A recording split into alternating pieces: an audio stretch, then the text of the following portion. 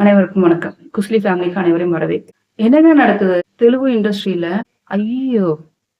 இப்பதான் ஒண்ணு அப்படியே ஓஞ்சு போன மாரி இருந்தது. ஒரு பெரிய பிரச்சனை வந்து ஓஞ்ச மாரி இருந்தது. அதுக்குள்ள இன்னைக்கு அல்லு அர்ஜுன் அரெஸ்ட். அல்லு அர்ஜுன் அரெஸ்ட்டா? இது என்னடா இது புது கதையா இருக்குன்ற மாரி பார்த்தா, புஷ்பா 2 ரிலீஸ்க்கு முன்னாடி நாள் நைட்டு ஸ்பெஷல் ஷோ போடுவாங்க இல்லையா? அந்த மாரி போட்டிருக்காங்க.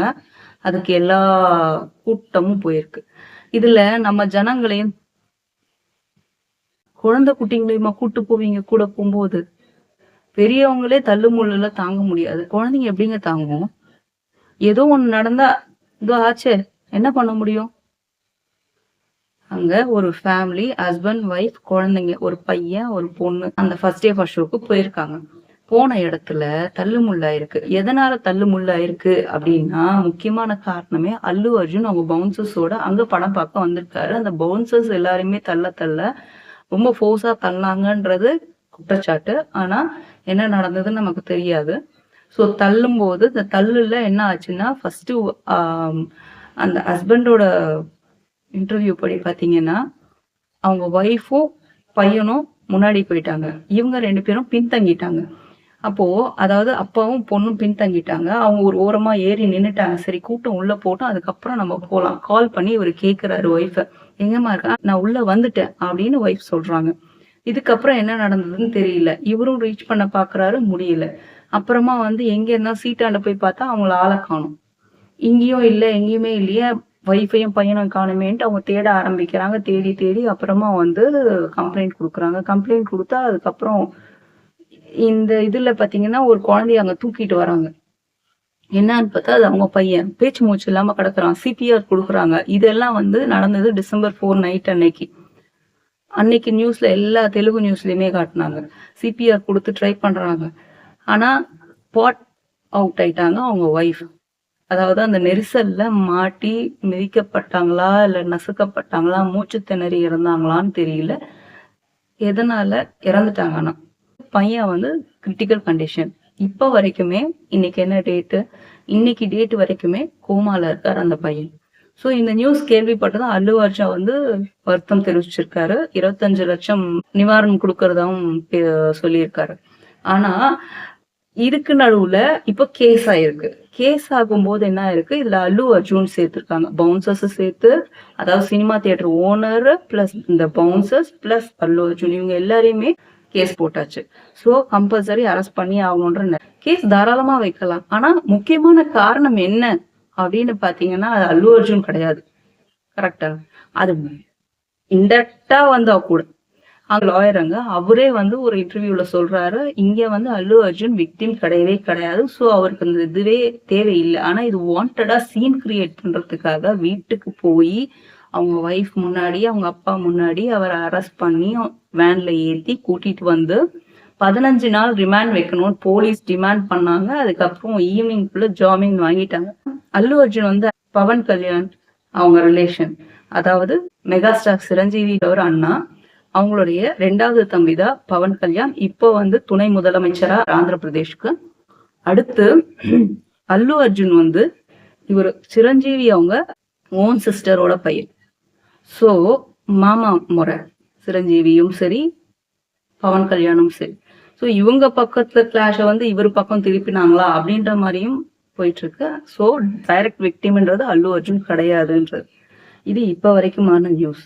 அடுத்து இன்னொரு விஷயம், ஆக்டர் மோகன் பாபு அவர்கள் இவரு என்ன பண்ணி வச்சிருக்காங்க அப்படின்னு பாத்தீங்கன்னா, இவர் பெரிய நல்ல நடிகர். தமிழ்ல நாட்டாமைன்ற படத்தை பார்த்துட்டு தெலுங்குல வந்து ரஜினி சஜஸ்ட் பண்ணி அவர் பண்ணதா சொல்லுவாங்க. பெதராயுடு அப்படின்ற படத்துல அதுல ரஜினி கூட ஒரு கேமியோ ரோல் பண்ணியிருப்பாரு.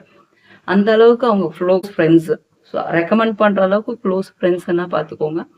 அப்படிப்பட்டவர் அங்க நிறைய படம் பண்ணாரு, ஹிட் படம் கொடுத்தாரு. அதுக்கப்புறம் ப்ரொடக்ஷன்ஸ், கல்வி நிறுவனங்கள் எல்லாத்தையுமே வச்சுட்டு அவர் பாட்டுக்கு அவர் பிசினஸ் பண்ணிட்டு இருக்காரு. நிறைய கோடிகளும் சம்பாதிச்சிட்டாரு. இதுல அவங்க ஃபர்ஸ்ட் ஒய்ஃப்க்கு 2 குழந்தைகள், செகண்ட் ஒய்ஃப்க்கு ஒரு பையன். ஃபர்ஸ்ட் ஒய்ஃப் விஷ்ணுவும் லட்சுமி, அடுத்தது செகண்ட் ஒய்ஃப் தான் மனோஜ். இப்போ இந்த மனோஜ்க்கும் அப்பாவுக்கும் தான் சண்டை. இவங்க என்ன சொல்லி சண்டை வருதுன்னா, சொத்தை எல்லாம் வந்து தனக்கு கொடுக்காததாவும் அவங்களுக்கே பங்கு போட்டு கொடுத்துடுறதாவும் பேச்சு. அதனால சொத்து கேட்டு சண்டை அப்படின்ற மாதிரி நடந்துட்டு இருந்துச்சு. மனோஜ்ன்றவரு அவங்க வீட்டு முன்னாடி பிரஸ் வச்சுக்கிட்டு சண்டை போட்டு பிரஸ்காரங்க எல்லாம் உள்ள போகும்போது கேட்டை உடைச்சுக்கிட்டு உள்ள போகும்போது இவரு ஒரு பக்கம் சண்டை போட அந்த டைம் பார்த்து மோகன் பாபு வந்து மனோஜை வந்து கண்ட்ரோல் பண்றதுக்கு வர நம்ம பிரஸ் ஆளுங்களே நம்ம குறைச்சு சொல்லவே கூடாது. சில பேர் இருப்பாங்க நிறைய நல்ல நிருபர்கள் கரெக்டா இடம் பொருள் ஏவல் தெரிஞ்சு செய்யறவங்க. ஆனா சில பேர் இருக்காங்க பாருங்க, வாண்டடா போய் மூக்க நுழைக்கிறதுன்ற பேர்ல என்ன கேட்கிறோம் என்ன பண்றோம் இது கரெக்டான டைமா கேட்கறதுக்குன்னு தெரியாம சில பேர் பண்ற ஒரு சில பேர் பண்ற தப்பால எல்லா நல்ல நிருபர்களோட பேரும் கேட்டு போகுது. அந்த மாதிரி அவரு வந்து என்ன பண்ணிட்டாருன்னா எனக்கே அதை பார்க்கும்போது அக்வர்டா இருந்தது.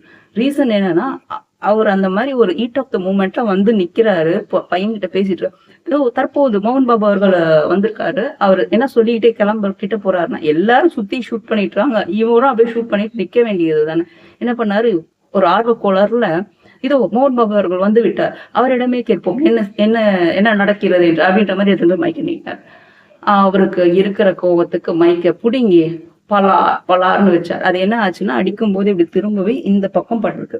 ஸோ இந்த இடத்துல வந்து ட்ரையாங்கிள் ஷேப்ல ஒரு போன் இருக்கு, ஃபேஷியல் போன். அந்த போன் வந்து டேமேஜ் ஆனதாகவும் ஸ்டிச் போட முடியாதுன்னு உள்ள வந்து பிளாஸ்டிக் சர்ஜரி பண்ணி தான் அதை ஹீல் பண்ணணும் அப்படின்ற மாதிரியும் சொல்லியிருக்காங்க. இதுல கேஸ் போட்டாச்சு. பிரஸ் மேல கை வைக்கிறதே தப்பு. அதுலயும் அவருக்கு அவ்வளவு சிவியரா அடிபட்டிருக்கு. இதுவும் கொலை முயற்சியில தான் போய் விடும். கேஸ் போட்டுட்டாங்களா பிரஸ் சைட்ல இருந்து. அடுத்த நாளே மோகன் பாபு போய் படுத்துக்கிட்டாரு ஹாஸ்பிட்டல்ல. அது நிஜமாவே உடம்பு வலியா என்ன ஏதுன்னு தெரியல, ஆனா படுத்துட்டாரு, உடம்பு முடியல அப்படின்ற மாதிரி. அவரை வந்து அப்சர்வேஷன்ல வச்சுட்டு அவர் டிஸ்சார்ஜும் பண்ணியாச்சு.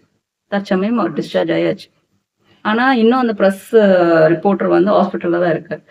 இங்க அதுக்கப்புறம் இவர் வந்து ஒரு ஆடியோ ரிலீஸ் பண்றாரு. என்னன்னா, நான் ஏதோ ஒரு கோபத்துல இருந்தேன், அந்த நேரம் வந்து எடுத்துட்டு வந்து மைக்க நீட்டினாரு, அந்த மைக் என் மேல கண்ணு மேல பட்டிருந்தா எனக்கு என்ன ஆயிருக்கும், என் கண்ணு போயிருக்கும், நான் குருடன் ஆயிருப்பேன், என் வாய் மேல பட்டு டேமேஜ் ஆயிருந்தா நான் என்ன பண்ணிருப்பேன், இந்த மாதிரி எல்லாம் பண்ணலாமா அப்படின்னு.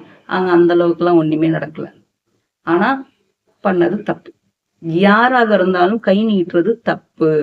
அந்த தப்பை செஞ்சுட்டு அதுக்கான பலனை அனுபவிக்காம இருக்க முடியாது. இப்போ இங்க என்ன நடக்குதுன்னா, இப்ப குடும்பத்துக்குள்ள இவங்க என்ன சொல்லிக்கிட்டாங்க, நாங்களே பேசி தீர்த்துக்கிறோம் அப்படின்ற மாதிரி இவங்க சமரசத்துக்கு வந்துட்டாங்க. ஆனா அடிப்பட்ட நிருபர் ஹாஸ்பிட்டல்ல கிடக்குறாரு, அவருக்கு யார் பதில் சொல்றது? அதனால இப்ப போலீஸோட எல்லா பப்ளிக்ல நிறைய என்ன பேச்சு வருது அப்படின்னா, போலீஸ் வந்து அல்லு அர்ஜுன் அரெஸ்ட் பண்ணாங்கல்ல, அதாவது டைரக்டா லிங்க் ஆகாத ஒரு பர்சன் அவரை வச்சு விக்டிமா கொண்டு போய் நிறுத்துனீங்கல்ல, ஓகேங்களா? ஆக்சுவலி வந்து இவங்க அல்லு அர்ஜுன் விஷயத்துல வந்து அவங்க என்ன சொல்றாங்க, நாங்க ப்ராப்பரா பெர்மிஷன் கேட்டுட்டு அதுக்கப்புறம் தான் நாங்க உள்ள போகணுன்ற மாதிரி சொல்றாங்க, தியேட்டர் கிட்டையும் போலீஸ் அவங்க கிட்டையும். இங்க அப்ப லேக் எங்கன்றதுதான் பிரச்சனை. இப்ப போலீஸ் வந்து ப்ராப்பரா ப்ரொடெக்ஷன் கொடுக்கலையா, இல்ல இவங்க சொல்றது பொய்யா அப்படின்ற மாதிரி. இது எது ஒண்ணு பொய்ன்னு ப்ரூவ் ஆச்சுனாலும் யார் பக்கமும் இந்த பக்கம் பிரச்சனை வரலாம், அந்த பக்கம் பிரச்சனை வரலாம். ஆனா இங்க அப்படி கிடையாது. இவர் டைரக்டா இன்வால்வ் ஆயிருக்காரு. அடிக்கிறது ப்ரூஃப் வித் ப்ரூஃபோட ரெக்கார்ட் ஆயிருக்கு. அது எவ்வளவு வெறித்தனமா அடிச்சாருன்றது தெளிவா தெரியுது.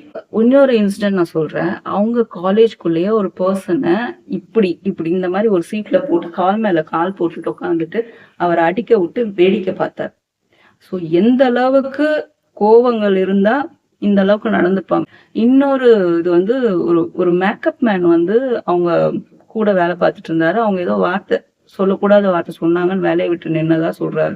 அவர் வேலையை விட்டு நின்னுட்டாருன்னு அவர் மேல திருட்டு பழி போட்டு போலீஸ்ல அரெஸ்ட் பண்ண வச்சு போலீஸ் கிட்ட பேசி அப்புறம் இவங்க வெளியே வந்தாங்க.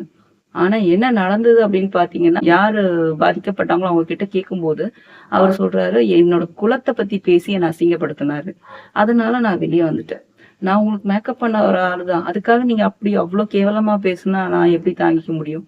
அதுக்குன்னு செய்யாத ஒரு திருட்டு பழிய மேல போட்டுக்கும் போலீஸ் ஸ்டேஷனுக்கும் அலைய விட்டுட்டு அதுல அவங்க அம்மா உடல்நலம் பாதிக்கப்பட்டு ஹாஸ்பிட்டல்ல இருக்காங்க. இதெல்லாம் நடந்தது. அதோட கண்டினியூவேஷன் தான். மனிதனாக இருக்கும்போது நம்ம தவறு செய்யறது இயல்பு. ஆனா அந்த தவறை திருத்திக்கணும்னு நினைக்க பூசி முழுக கூடாது. ஆமாப்பா மன்னிச்சிடுப்பா தெரியாம பட்டுடுச்சு அப்படின்னு. அவராவது அல்லு அர்ஜுனாவது 25 லட்சம் நிவாரணம் கொடுக்குறாங்க. அதை இன்னும் அவங்களுக்கு ஈடுகட்ட போறது கிடையாது. அந்த மனைவியை திருப்பி கொண்டு வந்து கொடுக்க போறது கிடையாது. அந்த குழந்தைங்களோட தாயை கொடுக்க போறது கிடையாது. ஆனா இவர் வந்து ஒரு விஷயம் சொல்லியிருக்காரு, தன்னுடைய ரசிகர்கள்ல ஒருத்தருக்கு இப்படி நடந்திருக்குன்னு. ஆனா இங்க இவரு ஒரு அனௌன்ஸ்மெண்ட் கொடுக்கல, ஒரு சாரி கேட்கல, ஒண்ணுமே பண்ணல. சோ இப்ப என்ன நடந்திருக்குன்னா, அவருக்கே அரெஸ்ட் பண்ணும்போது இவரு இன்னும் ஏன் அரெஸ்ட் பண்ணாம வச்சிருக்கீங்க அப்படின்னு பெரிய விஷயமா இருக்கு. நாளைக்கு என்னெல்லாம் நடக்குமோ தெரியல. ஒரு ஒரு நாள் ஒரு ஒரு நியூஸ் வந்துகிட்டே இருக்கு இந்த மாதிரி புதுசு புதுசா. இது ஏன் நான் நார்மலா வந்து இவ்வளவு டீட்டெயிலா ஆக்டர்ஸ் பத்தி எல்லாம் பேசணும்னு நினைச்சது கிடையாது. இது ரெண்டுமே வந்து ரொம்ப சொல்லப்பட வேண்டிய விஷயங்களா தோணுச்சு. ஒருத்தர் மேல கைய தூக்கிட்டு போறது, நமக்கு உரிமை இருக்கு. நம்ம ஒரு பொறுப்புல இருக்கோம். நம்மள யாரும் எதுவும் கேள்வி கேட்க முடியாது அப்படின்னு நினைச்சு நம்ம கையும் வைக்கக்கூடாது. அதுவும் தப்புதான். அதே மாதிரி பப்ளிக்ல இந்த மாதிரி கூட்ட நெரிசல்ல ஒரு ஃபேமிலி கூட்டு போறது கரெக்ட்டா? குழந்தை குட்டிங்கள. இப்போ என்ன ஆச்சு? உயிர் போனது தானே மிச்சம். அப்படி ஃபர்ஸ்ட் டே ஃபர்ஸ்ட் ஷோ போய் நம்ம என்னங்க பண்ண போறோம்? ஆ? அதே படம் தானே 3 டேவும் வரப்போகுது. அதே படம் தானே 5த் டேவும் வரப்போகுது. உங்களுக்கு என்ன அதுல அப்படி ஒரு சந்தோஷம் தெரியல. ஒரு ஒரு தாய் குமுறுவாங்க, ஒரு மனைவி குமுறுவாங்க. என்ன அந்த பிள்ளைகள் என்ன ஆகுறது? அந்த தாய் என்ன ஆகுறது? ஒரு உயிர் அங்க போச்சுன்னா, அவங்கள பத்தின கவலையே கிடையாது. ஆனா உயிர குடுத்து என்னதான் அப்படி சாதிச்சுக்க போறாங்களோ தெரியல போறவங்க அந்த ஃபர்ஸ்ட் டே ஃபர்ஸ்ட் ஷோ. கடவுளுக்கு தான் வெளிச்சம். நன்றி.